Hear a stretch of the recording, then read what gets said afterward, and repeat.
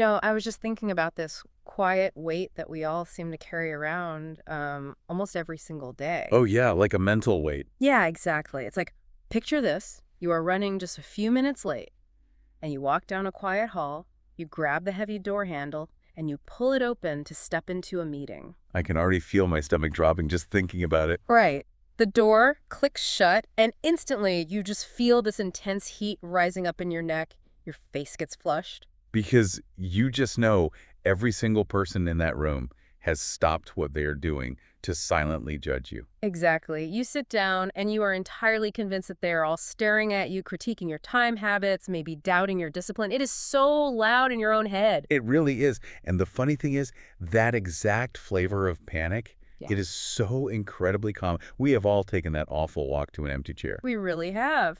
But what I keep wondering about is why it feels so real. Why are we so sure that everyone is watching our every single move? Well, it is just a huge trap of our own perception. The reality is the intense judgment you feel in that moment is almost completely made up. I mean, I hear that, but it is hard to believe when you are the one sweating in the chair. Oh, for sure. But think about it like an overly dramatic movie director living inside your mind. We walk through life deeply convinced that we are the main character, right? Oh, absolutely. The star of the show. Yeah, and we feel like we are standing on this brightly lit stage, the camera's always rolling, and we are performing for a massive, packed room of harsh critics. But most of the seats in that room are actually empty, aren't they? Exactly. The audience is barely even paying attention. But this deep bias in our mindset makes us overestimate how much people actually notice us, By a lot, I would guess. by nearly double. Mhm. We just have this constant draining hum in the background of our thoughts, quietly judging how we look, how we sound, how we are coming across. It is honestly exhausting, just the sheer mental energy it takes to constantly monitor yourself like that. It really is. Most of us just accept this discomfort, like, well, this is just what it means to be a person in the world. But it does not have to be, right? I mean, why does the director in our head insist on keeping those stage lights so unbearably bright all the time? It kind of comes down to a simple limit in how we see the world. You are trapped inside your own head.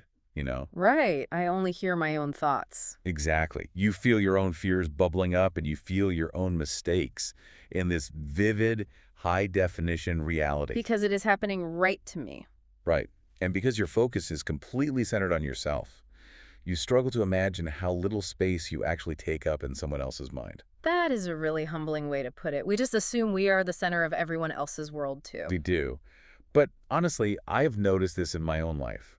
Like wearing something I felt so self-conscious about, thinking everyone would stare. Oh, like a bad haircut or a weird shirt. Yeah, exactly. Like you walk into a room wearing a shirt you think is totally embarrassing, you feel the heat of the spotlight, and you guess half the room is judging you. I would assume every single person saw it and was making a mental note about it. But the truth is, barely anyone even registers it. People are so locked in their own worlds, maybe a tiny fraction actually notices. I mean, maybe with a shirt. But what if you actually do something embarrassing? Like, what if you stumble over your words in a big presentation? That is the big fear, right? Yeah. But the underlying truth still holds up.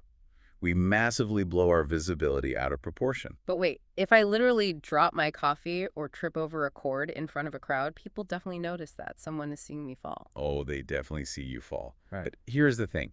Even if they notice your stumble, they do not feel it with the same heavy emotion that you do. They just move on. Yeah, they might notice it for 3 seconds, maybe feel a quick flash of sympathy. Yeah. But then their own internal spotlight violently pulls their attention right back to themselves. Oh, wow. So they go right back to worrying about their own posture or what they are having for lunch. Exactly. The only person replaying your coffee spill in their head at 2 in the morning is you.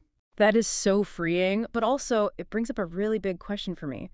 If people are barely noticing, and they do not really care when they do, why does a simple mistake make my heart race so fast? Like you are in actual physical danger. Yes. Like, why does my body react to a typo in a group chat the exact same way it would react if a wild animal was chasing me? Because in a way, your body still thinks a social mistake means getting kicked out of the tribe. Really? Like an old survival habit. Yeah.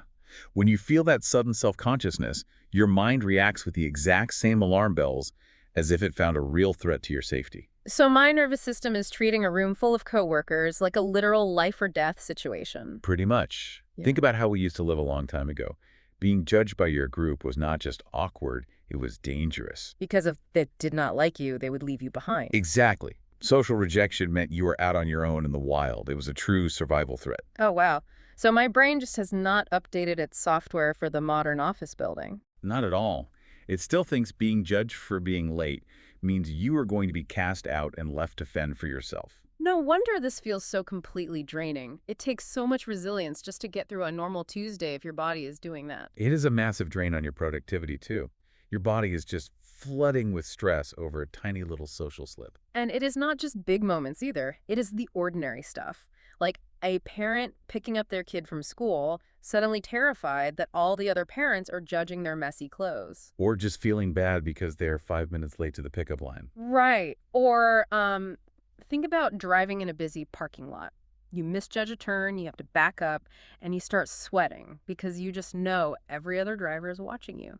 Meanwhile, the reality is that those other parents are panicking about their own messy clothes, and the other drivers are completely consumed by the stress of finding a parking spot. Everyone is just performing for an empty room. They really are. We even see this when ordering food at a busy cafe, worrying that the person at the counter is judging the sound of our voice. And social media just makes this so much worse, does it not? It is like that spotlight on steroids. Oh, totally. Every post, every picture is filtered through this deep fear of who is watching and judging my worth right now. It is just wild how much daily energy we burn on a total illusion. But, I always used to think this was just something shy people felt. That is such a common thing to think. People assume that feeling watched is a sign of low confidence, or that outgoing people are immune to it. Right, like the confident CEO just does not care what people think. But that is actually false. This feeling happens to everyone, no matter how confident or successful they are. It is just a shared feature of human psychology. So the extroverted leader feels this just as much as anyone else. Absolutely. They have built better habits to move to the discomfort faster. They feel the false alarm, but they choose to ignore it. So they do not just hide from it. Because I feel like when I get anxious, my first instinct is just to avoid the situation completely. Which is what a lot of people do, right? They keep their camera off on the video call, or they never raise their hand in the meeting. Exactly. Just stay quiet and stay safe. But staying quiet actually makes the fear stronger over time. Every time you shrink back to avoid the judgment, you are telling your mind that the situation really was dangerous. Because I ran away from the threat, so my brain pats itself on the back and says, "Good job, we survived by staying totally silent." Exactly. You feed the fear. Gently facing those moments is what actually brings true growth, because it teaches the mind that the danger is not real.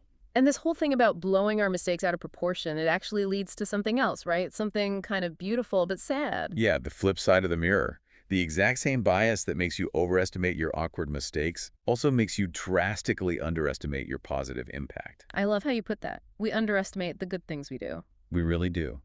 We assume our kind gestures just barely register with other people.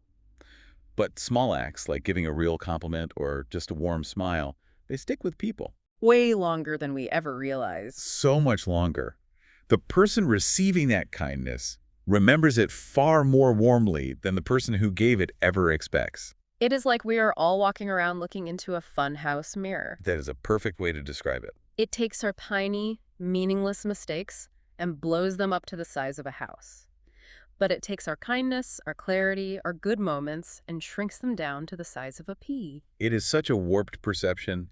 You might leave a party beating yourself up over one awkward joke, totally missing the fact that you made someone feel really welcome. Meanwhile, the person you were talking to is carrying a nice thing you said with them for the rest of the week. Realizing that is so deeply comforting. It means you're doing so much better than you think you are. It really is a relief. But living with this funhouse mirror, it has to have real costs, right? If we do not catch it, how does it shape a person's life? It can really hold people back. I know this guy, let's call him Michael, who is in his 40s now. His story just breaks my heart a little bit. What happened with him? Well, when he was in college, he froze during a class presentation. He lost his place in his notes, stood in awkward silence for a few seconds, and just felt that burning spotlight. Oh, that is the worst feeling. And that single passing moment of panic controlled his life for the next 20 years. 20 years? Are you serious? 20 years.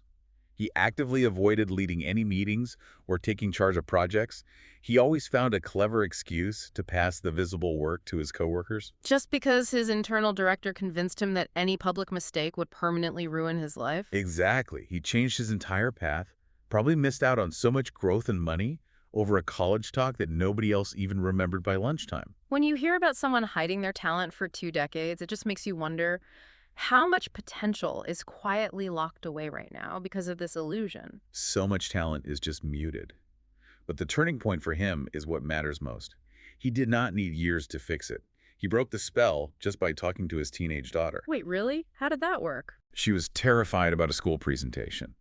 And as he was trying to calm her down, explaining how her classmates were entirely focused on their own grades, he just had an epiphany. He realized he was doing the exact same thing to himself. Yes. He saw how completely outdated his own fear was. 6 months later, he volunteered to lead his first major project in a decade. And it was totally fine. The monster was entirely in his own head, and it just shrank the minute he turned the lights on. Exactly. And I have seen this happen with so many people. Like a coworker of mine who mispronounced a really important name during a big meeting. Oh no, that is a rough one. She obsessed over it for weeks. She was convinced everyone was silently questioning her skills. It got so bad she started showing up late to avoid small talk in the kitchen. Just running from the threat again, shrinking herself down. Right. But the spell broke for her in such a funny way. Someone brought up a totally different mistake from that same meeting, and she realized nobody remembered her mispronouncing the name. None of them. Zero memory of it. The awful moment she had replayed on a loop at 2 in the morning simply did not exist in anyone else's mind. It is so crazy how we do that. We lug our own minor mistakes in painful detail, but we completely forget how quickly we forgive other people. We hold ourselves to this punishing double standard that we would never, ever apply to a friend. I am so guilty of this. I mean, I could list 3 dumb things I said at a dinner party years ago, but I could not tell you a single embarrassing thing my friends have done recently. It is a universal blind spot, but once you know about it, you can start doing small things to test the waters, like just speaking up for a few minutes in a low-stakes setting. And even if you stumble, it does not matter. Exactly. Yeah. Even if you mess up a word, you just correct it and move on. Mhm. People do not remember the trip up. They remember your energy and your helpful ideas. So if we do not want to end up hiding in the shadows for 20 years, how do we actively change this habit? Because knowing it is a trick is one thing, but in the moment, it is hard. It is really hard. But there are some gentle, daily habits that bring a lot of clarity. The first one is just asking yourself a simple question. Will this matter tomorrow? Will anyone remember this 24 hours from now? Exactly. When you feel that flush of embarrassment, you force yourself to ask that question. But when I am in full panic mode, it is hard to be logical. Does asking that really stop the physical stress? It actually does, because it forces your mind to step back and look at the big picture, which calms down the emotional alarm bells. The honest answer is almost always no. And just saying no resets the system. I like that. What else can we do? Well, there's the 10% idea. Since we know we blow things out of proportion, we need a mental anchor. Just assume people notice about 1/10 of what you think they do. Shrinking the audience by 90%. That takes the pressure right off. It instantly changes how you feel. But if you are in the moment, like sitting at that long table, hyper-fixating on your hands, you need to shift your focus outward. Right, because the spotlight makes you obsess over yourself, monitoring your breathing, your voice. Yes, so the antidote is genuine curiosity about someone else in the room. Just pick someone. What are they saying? What is their body language showing? You basically force the movie director to point the camera away from you and point it at someone else. That is exactly it. Your mind simply cannot hold deep outward curiosity and intense inward fear at the same time. Curiosity just overrides the spotlight. That makes so much sense. But what about after the fact? Because I have this terrible habit of lying in bed staring at the ceiling, assuming I ruined everything. We all do it. The best thing there is what you might call a reality check. Instead of assuming the worst, just go to a trusted friend the next day and ask them what they noticed. Just treat the anxiety like a guess rather than a total fact. Yes, treat it as a feeling, not the truth. And people are almost always stunned by how little their friend actually remembers. It gives you the proof you need to finally relax. It does, but to really find peace with this, we have to look at the habits that make it worse. The things we do every day that feed the spotlight. Oh, let me guess. Staring at our own faces on video calls all day. It is the absolute worst. Spending hours watching yourself talk on a screen or listening back to your own voice messages, it just builds the habit of harsh self-judgment. You are literally giving your brain a high-definition video of your own face to obsess over, looking for flaws. Exactly. It reinforces the exact habit we are trying to undo. We also need to stop checking the mirror right before we walk into a room. Because that just primes us to focus on our appearance right before we need to focus on other people. We make ourselves the center of attention before we even open the door. Exactly. So you use the tomorrow question to gain perspective, you shift your curiosity outward, you check the facts with a friend, and you stop feeding the mirror. And it is about letting go of the heavy moments at the end of the day too, right? Yeah, just taking a quiet moment in the evening to remind yourself that the embarrassing things you did today already do not matter to anyone else. They are gone. It really is an unhurried, gentle kind of discipline to train your mind that way. It changes everything. The baseline anxiety for the next morning is just so much lower. This has been such a deeply human realization for me. Yeah. The goal is not to become totally clueless and ignore how we affect people. Not at all. It is just about realizing that the blinding spotlight we feel beating down on us is entirely in our own hands. We are holding the flashlight. We really are. And knowing that, realizing that the seats are mostly empty and the cameras are not rolling, it makes the everyday world feel wonderfully lighter. It really does. And looking at all this, it raises a really profound question, something I think we all need to mull over. What is that? If this bias means that we are all walking around constantly assuming everyone is judging us, and we know that everyone else is trapped in their own identical spotlight, what does that mean for how we live together? Wow, we are all just performing for an empty room. If we truly internalize that we are all just main characters obsessing over our own scripts, while the audience is totally empty, could realizing our own invisibility be the ultimate key to radical empathy? Because if no one is really watching us, we are finally free to step off the stage. Exactly. We can be the one person who actually looks outward and truly watches and appreciates someone else. These thoughts, these questions, they do not have to stop here. These thoughts, these questions, they don't have to stop here. Geeks Mindset has many more podcasts and videos just like this one. Subscribe to the channel and explore other episodes. They all flow the same thoughtful way. If this podcast felt genuinely useful to a partner, you share it with even one person in your life. That one share can bring a real change in someone's life. And it helps Geeks Mindset reach more people who truly need this. If this brought you real value, look for the join button right next to the Geeks Mindset logo below this video. Click it and become a member of the Mindset Support Circle. Your support helps honest mindset awareness reach thousands who are silently struggling. Geeks Mindset moves forward because of you. Thank you so much from the heart for being here.